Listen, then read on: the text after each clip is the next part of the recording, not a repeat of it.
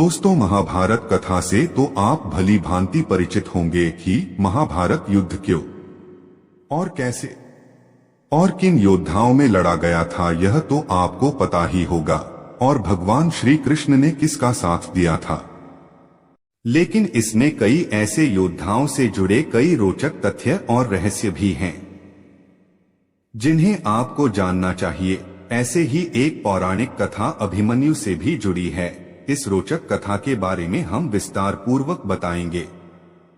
अर्जुन और सुभद्रा के पुत्र अभिमन्यु को तो आप लोग जानते ही होंगे कि महाभारत युद्ध में अभिमन्यु वीरगति को प्राप्त हो गए थे। लेकिन बहुत से लोगों के मन में यह प्रश्न अवश्य होता होगा कि आखिर सर्वशक्तिमान श्री कृष्ण ने अपनी ही बहन सुभद्रा के पुत्र अभिमन्यु को क्यों नहीं बचाया था, जबकि अर्जुन और पांचों पांडवों की युद्ध के अंत तक उनके रक्षा कवच बने रहे थे। तो अभिमन्यु को क्यों मर जाने दिया। अगर चाहते तो लीलाधारी भगवान श्री कृष्ण अपने सुदर्शन चक्र भेज अभिमन्यु को चक्रव्यूह से बाहर ले आते और अभिमन्यु का वध नहीं हो पाता, परंतु श्री कृष्ण ने ऐसा नहीं किया।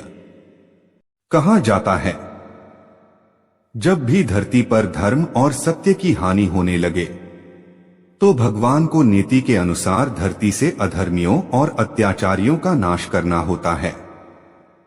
और इस उद्देश्य हेतु भगवान स्वयं धरती पर जन्म लेते हैं और उनके इस उद्देश्य में सहायता हेतु विभिन्न देवी देवताओं को भी अपने पुत्र को भेज या स्वयं जाकर धरती पर जन्म लेना होता है।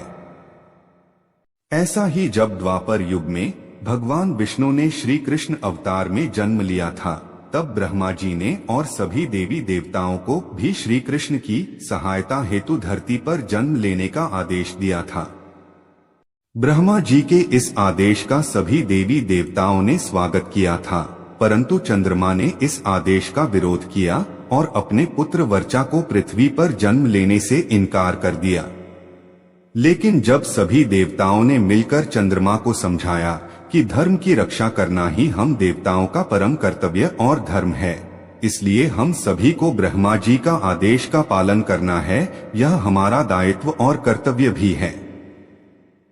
सभी देवताओं के समझाने पर चंद्रमा मान तो गए, पर फिर भी उन्होंने एक शर्त भी रख दी कि यदि मेरा पुत्र धरती पर जन्म लेगा तो वह ज्यादा दिनों तक धरती पर नहीं रुकेगा और महाभारत युद्ध में अपना कार्य समाप्त होते ही वह मेरे पास लौट आएगा।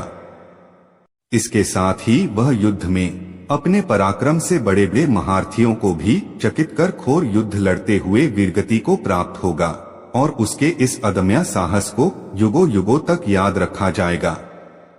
दोस्तों, चंद्रमा पुत्र वर्चा ही अभिमन्यु थे, जिसने धरती पर ब्रह्मा के आदेश का पालन कर श्री कृष्ण की सहायता के लिए जन्म लिया था। चंद्रमा के शर्त अनुसार ही श्री कृष्ण ने अभिमन्यु की नियति में दखल नहीं दिया और अभिमन्यु महाभारत युद्ध में वीरगति को प्राप्त होके अपने पिता चंद्रमा के पास चले गए। दोस्तों, वीडियो अच्छी लगे तो एक लाइक करें और चैनल को सब्सक्राइब करके कमेंट में हरे कृष्ण जरूर लिखें।